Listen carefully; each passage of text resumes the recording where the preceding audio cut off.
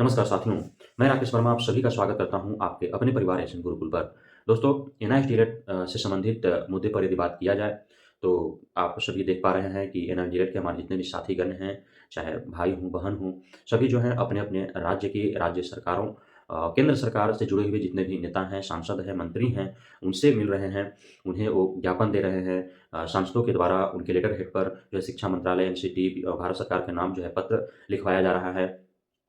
विभिन्न राजनीतिक दलों के जो कद्दावर नेता हैं, उनके द्वारा जो है वो बयान भी आ रहे हैं कि हाँ, सरकार को इस पे पहल करनी चाहिए, वो प्रयास करेंगे। बजट में शामिल करने के लिए वो लोकसभा, राज्यसभा में वो जो है बात को रखेंगे, आवाज़ उठाएँगे। लेकिन महीनों बीत जाने के उपरांत भी अब तक जो है वो धरातल पर कोई पहल न तो सत्तारूढ़ दल के किसी नेता के द्वारा और न ही उनके सहयोगी घटक दलों के किसी कद्दावर नेताओं के द्वारा किया गया है। सिर्फ़ राजनीतिक रोटियाँ सेकी जा रही हैं, राजनीतिक महत्वाकांक्षा पाले हुए इसे जो है एक राजनीतिक मुद्दा बनाते हुए सिर्फ़ एनआईटी गिरफ्तारियों को जो है उनके भावनाओं से के साथ खेला जा रहा है। उन्हें सिर्फ़ संतावना रूपी जो है बयानबाज़ी किए जा रहे हैं और जो है लेटर-वेटर का जो है कार्य किया जा रहा है, लेकिन धरातल पर कुछ हो नहीं रहे हैं। तो विभिन्न नेताओं के बयान आप सुने होंगे। बीजेपी के भी कुछ नेता बोले थे। चिराग पासवान का आपने सुना, सीतानंद सिन्हा का आपने सुना जो प्रशांत किशोर जी के पार्टी से हैं, या फिर आप विभिन्न अन्य दूसरे राज्यों के भी वहाँ के जो सत्तारूढ़ दल के जो नेतागण हैं, या वहाँ राज्य सरकार के विपक्ष में जो हैं नेता, उन लोग का जो बयान है वो सुन रहे होंगे कि एनआईडीएल के पक्ष में जो लोग बोल रहा है। लेकिन सिर्फ़ बोलने मात्र से क्या होगा जब तक इस पर कोई सकारात्मक कदम नहीं उठाए जाएँगे, और अब तक कहीं से कोई देखने को नहीं मिला है। साथ ही आप देख पा रहे होंगे गुवाहाटी में एनआईओएस के कार्यालय में जो है हज़ारों की तादाद में जो अब एनआईडीएल-धारी थे, उन्होंने धरना प्रदर्शन दिया। हालाँकि अब एनआईओएस क्या कर सकती है? उसके पास कोई शक्तियाँ है नहीं कि वो माननीय सुप्रीम कोर्ट के आदेश का अवहेलना करे, तो उसके पास कोई शक्ति है नहीं, वहाँ पे जाने से कोई फ़ायदा है नहीं। इसी बीच जो है सत्तारूढ़ पक्ष जो केंद्र में सरकार है बीजेपी की, उसके जो प्रवक्ता हैं अरविंद सिंह जी, उनके द्वारा एक चौंकाने वाला और आश्चर्य कर देने वाला जो है वो बयान आया है। उनका साफ-साफ कहना है कि भारत एक संवैधानिक लोकतांत्रिक देश है। यहाँ पे संविधान और न्यायपालिका का अपना जो है शक्तियाँ हैं, अधिकार हैं, और कुछ भी यदि माननीय सुप्रीम कोर्ट के द्वारा यदि आदेश निर्गत किया जाता है और उस पे यदि लाखों करोड़ों लोगों की भावनाओं का जो है आहत होती है, और उस पे केंद्र सरकार जो अध्यादेश लाए, स्वतंत्र जो बॉडी हैं निर्णय लेने के लिए, उन्हें जो है निर्देशित करे बजट में शामिल करने के लिए, तो यह जो है सही नहीं है। और भले ही 14 लाख की जगह पर 14 करोड़ क्यों ना हो, लेकिन केंद्र सरकार जो है वह इस पर कुछ नहीं करने जा रही है, क्योंकि यह माननीय सुप्रीम कोर्ट का आदेश है, निर्देश है। तो अब जो है उनसे जब पूछा गया कि आपके ही सत्तारूढ़ दल के जो नेता हैं, या आपके सहयोगी संगठक जो दल के नेता हैं, कद्दावर नेता हैं,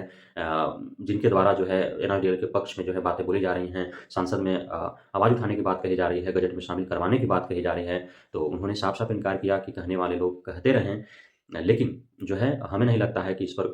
केंद्र सरकार जो है कोई विचार कर रही है। संज्ञान में है, पता है, ऐसा नहीं है कि अनभिज्ञ है, अनजान है केंद्र सरकार, या फिर माननीय प्रधानमंत्री नरेंद्र मोदी साहब अनजान हैं इससे, उन्हें उनके भी संज्ञान में है। लेकिन हमें नहीं लगता है कि, अर्थात उन्हें, अरविंद सिंह जी को कहना था कि उन्हें नहीं लगता है कि केंद्र सरकार जो है इस पर कोई पहल करने वाली है, या फिर एनसीटीई जो है गज़ट ला करके और एनआईएस डीएलएड को पुनः जो है शामिल करने वाली है। तो उनका साफ-साफ ये कहना था। तो अब हमें लगता है कि एनआईएस डीएलएड-धारी हमारे जितने भी भाई-बंधु हैं, उन्हें दर-दर की ठोकरें सड़कों पर जो है वो समय व्यतीत करने, और विभिन्न राजनीतिक दलों के नेता, उनका कद्दावर नेता, पार्टी अध्यक्ष या सत्तारूढ़ दल के जो प्रवक्ता, जो भी उनका सांसद, मंत्री हैं, उनसे मिलने से अब कोई जो है विशेष फ़ायदा होने वाला है, क्योंकि सभी सिर्फ़ राजनीतिक रोटियाँ सेक रहे हैं। और बिहार के संदर्भ में यदि बात किया जाए, तो बिहार में चूँकि शिक्षक भर्ती चल रही है, और यहाँ सत्तारूढ़ जो दल हैं, सत्ता में जो बैठे लोग हैं, उनके विरोधी जो हैं वे मज़े ले रहे हैं, और उस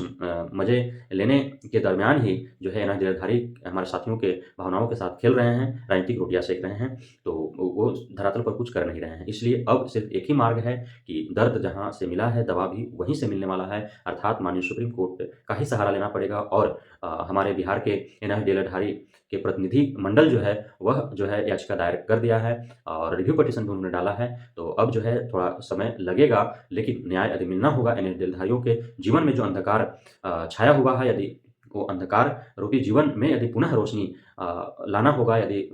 भविष्य जो है वो फिर से उज्ज्वल करना होगा, उज्ज्वल अर्थात प्रकाशमय करना होगा, तो माननीय सुप्रीम कोर्ट ही अब जो है कुछ कर सकती है। जो भी करना होगा इसमें सकारात्मक यदि कुछ आने वाला है खबर, तो माननीय सुप्रीम कोर्ट के द्वारा ही आपको मिलने वाला है, अन्यथा कोई राजनीतिक दल, कोई सत्तारूढ़ दल, कोई प्रधानमंत्री, कोई सरकार या फिर शिक्षा मंत्रालय या फिर एनसीटीई से हमें उम्मीद अब जो है नहीं दिखती है कि वहाँ से कुछ सकारात्मकता जो है वो आने वाली है, सकारात्मक कोई खबर आने वाले हैं या फिर उनके द्वारा कोई सकारात्मक कदम उठने वाले हैं।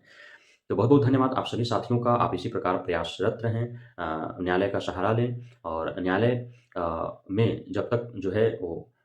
आप जीतते नहीं हैं तब तक आप लड़ाइयाँ लड़ें और हम उम्मीद करते हैं, प्रार्थना करते हैं, भरोसा रखते हैं कि आप सभी एनआईओ जिलेधारी साथियों को जीत मिलेगी और आपके जीवन में जो अंधकार छाया है, एक दिन उसमें रोशनी भी आएगी और उजाला भी छाएगी। तो बहुत-बहुत धन्यवाद आप सभी साथियों का हमारे साथ जुड़े रहने के लिए, बने रहने के लिए। जय हिंद।